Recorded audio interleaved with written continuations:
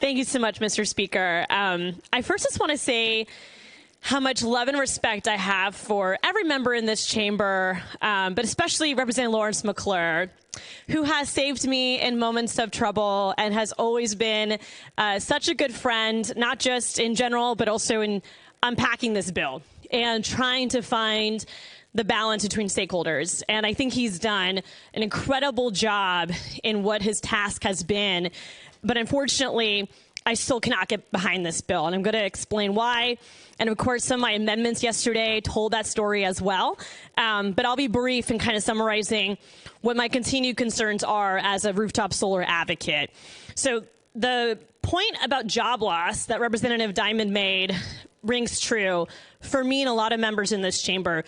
I want to be clear that this is not a Democratic versus Republican bill. In fact, there's been mixed votes on this the entire time. And so I do hope my comments can be persuasive, because this isn't your typical one side versus the other debate. This is much more complex than that. And so this job loss isn't unique to one party. It impacts folks of every political background, multiple generations of people.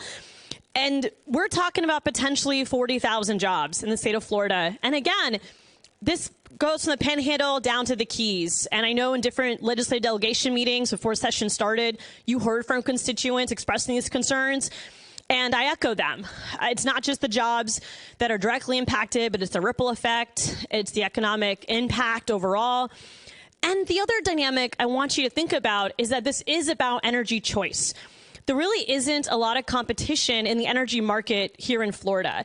You don't get to choose your energy provider. They choose you, right? It's based on your geography. And so net metering has become the backbone of rooftop solar rights, and it's probably one of the only free market principles left in Florida's business model for energy. That could maybe change one day, but for the way the status quo is right now, there really isn't a free market. It's a highly regulated monopoly system with our rooftop solar industries offering an alternative. And we really should encourage competition, not limit it. Now, I also feel like this is premature, which I stressed yesterday as well, but the Public Service Commission has not conducted a study or provided research about the facts and figures in this bill. I understand the bill sponsor's point that there will be research coming, but I feel like we should have that research now to understand the potential of a subsidy, whether it goes one way or the other, before we actually draw a policy that was originally drafted by a special interest and still leans towards utilities in that direction. If the Energy Fairness Report is the one that we're talking about that was presented to the PSC a few years ago, it was already reported that that report was funded by utility companies. And so, again, I just don't think we can rely on that data when it's coming from a biased perspective who has an interest in the outcome of this policy. Rooftop solar is still only a small part of Florida's overall energy mix. Again, the PSC says less than 1% of total energy generation in the state comes from rooftop solar.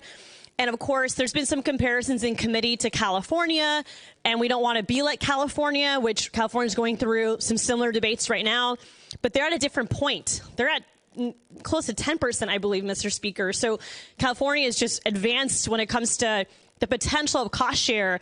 And so I want us to be proactive, but that's why we should do the data now versus make assumptions about what Florida's energy market will look like when we do reach a better proportion where cost share is to be considered. I also just want to add the value of decentralization and redistributed solar. There's a lot of benefits to redistributed solar that are not being quantified in this bill.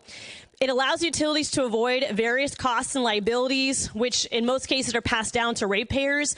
Among those avoided costs is the energy generation itself.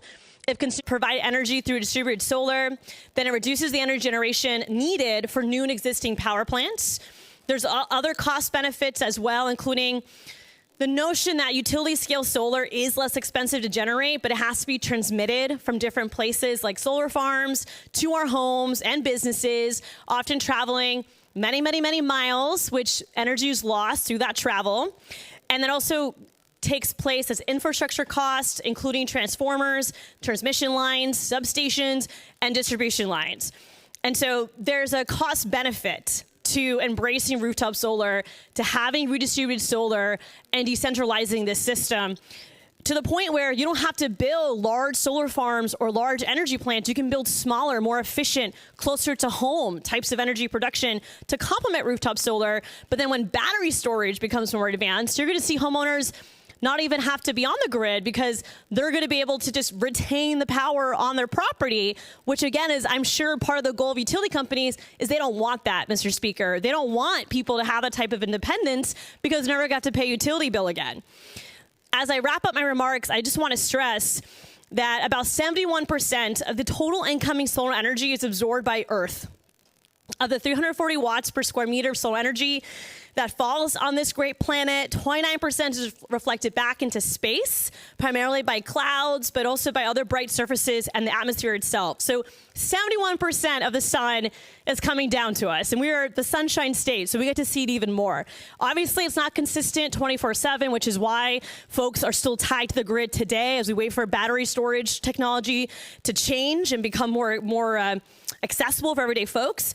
But this is like charging a Floridian extra for the vegetables they buy at a grocery store because they grow vegetables at home. Maybe I have a vegetable garden, but I need extra tomatoes. Should I have to pay more when I go to the grocery store and buy more tomatoes? Also, think about bottling water. You can get water out of the tap, but you have an entire industry that takes it from our springs, bottles it up, and sells it to you for more. That's not a fair economic system. We have the sun hitting us every single day. We should embrace that, what essentially is a source of energy that touches each one of us, harness that at an individual level, not allow big companies to be the only ones who can have it. It does not make sense when it comes to notions of freedom, when it comes to economic competition, and certainly not when it comes to caring about this planet and building a future that has a diverse energy source, one that's much more sustainable and resilient, one that is thoughtful to national security issues. And so this is just not a policy in the best interest of Floridians from every direction, whether it's jobs, whether it's our environment, whether it's competition, free market. And so I understand folks are navigating stakeholders from every direction, and you're thinking about the election cycle as well. But I really do encourage you to be brave. Think about all those elements I just shared and vote no on this bill. Thank you, Mr. Speaker.